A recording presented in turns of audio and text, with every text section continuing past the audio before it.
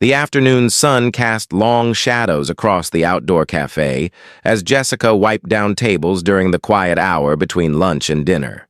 At 26, she had been working at Mason's Diner for 3 years while pursuing her degree in social work part-time.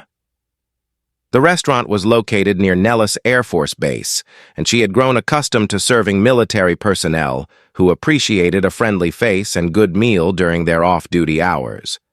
She noticed the young airman sitting alone at a corner table, his hands trembling slightly as he stared at his untouched coffee.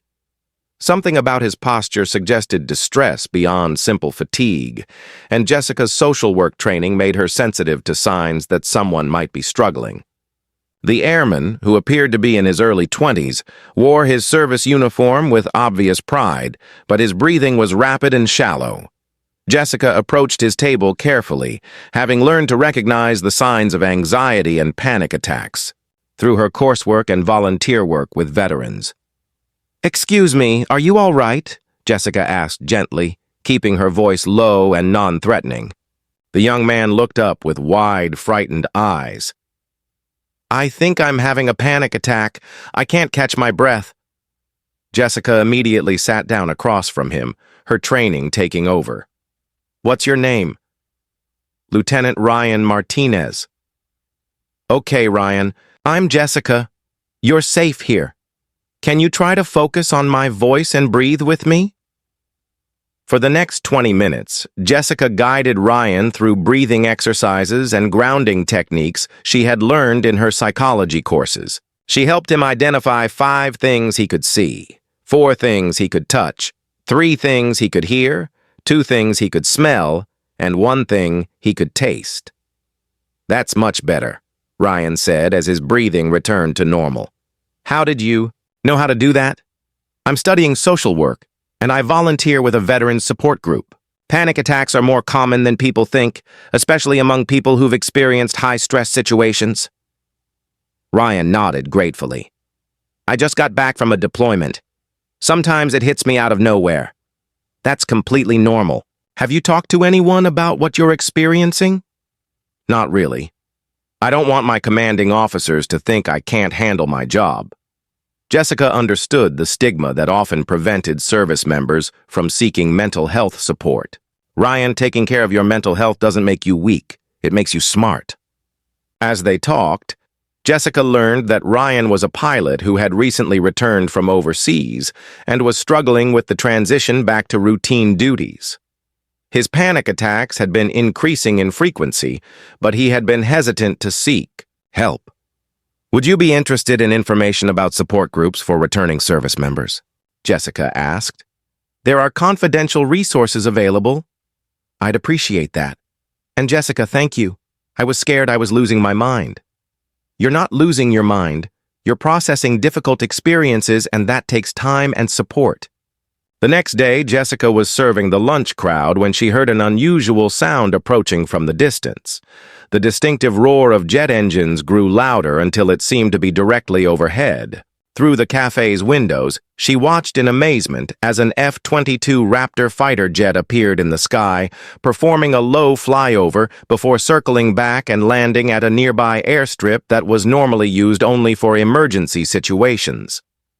The entire restaurant fell silent as diners stepped outside to watch the impressive aircraft. Jessica had never seen an F-22 land so close to the civilian area, and she wondered what kind of emergency or special circumstance would require such an action. 20 minutes later, she was even more surprised when Ryan appeared at the cafe entrance, still wearing his flight suit and carrying his helmet. But this time, he was accompanied by several other officers and carrying a single red rose. "Jessica," Ryan said as he approached her, his voice steady and confident, "I wanted to thank you properly for what you did yesterday." The cafe had gone completely quiet, with every customer and employee watching the unusual scene unfold. "Ryan, you didn't need to do anything special. I was just doing what anyone should do." "Actually, you did something extraordinary. After our conversation, I finally reached out for help. I talked to the base counselor, and I'm starting therapy for post-deployment stress." One of the accompanying officers stepped forward. "Ms. Rodriguez, I'm Colonel Williams. Lieutenant Martinez told me about your intervention yesterday. As his commanding officer, I want you to know that your actions likely prevented a much more serious situation. Jessica felt overwhelmed by the attention. I was just using what I learned in school. Ryan smiled, his demeanor completely different from the frightened young man she had helped the day before. Jessica, you showed me that asking for help isn't weakness, it's courage. And you probably saved my career because I can't be an effective pilot if I'm not taking care of my mental health. You flew that F-22 here just to thank me. I wanted to show you what you helped me protect, my ability to serve, to fly, to be the airman I trained to be. Ryan held out the rose. But more than that, I wanted to ask if you'd have dinner with me, not as a thank you, but because I'd like to get to know the woman who showed such compassion to a stranger. Jessica accepted the rose, understanding that Ryan's dramatic gesture wasn't just about gratitude, but about celebrating his decision to seek help and take control of his mental health. I'd like that, she said, but only if you promise to keep working with the counselor. Already scheduled for twice a week. And Jessica, I want you to know that what you're studying, what you're learning to do professionally, it matters. You have a gift for helping people feel safe enough to be vulnerable. 6 months later, Jessica stood at her graduation ceremony, receiving her degree in social work. In the audience, Ryan sat with his squadron mates, all of whom had become advocates for mental health awareness within their unit. Her thesis project had been developing a peer support program for military personnel transitioning from deployment, inspired by her encounter with Ryan, and refined through her growing understanding of military culture and mental health needs. Jessica, Ryan said after the ceremony, I have something to tell you. What's that? I've been accepted into a program to become a peer counselor for other pilots dealing with post-deployment stress. Your example showed me that helping others process difficult experiences can be just as important as any mission I fly. Jessica realized that her simple act of compassion in a cafe had created ripple effects far beyond what she could have imagined.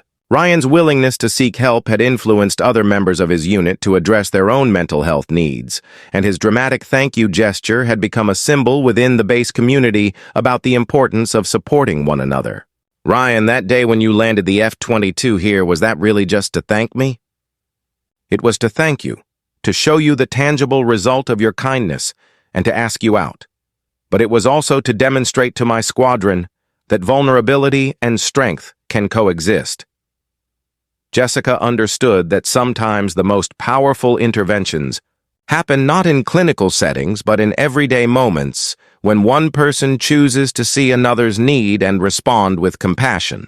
Her textbook knowledge had been important, but her willingness to sit with someone in distress and offer genuine support had been transformative for both of them. The F-22 that had seemed so dramatic that afternoon had really been a symbol of what becomes possible when people feel safe enough to ask for help and strong enough to accept it.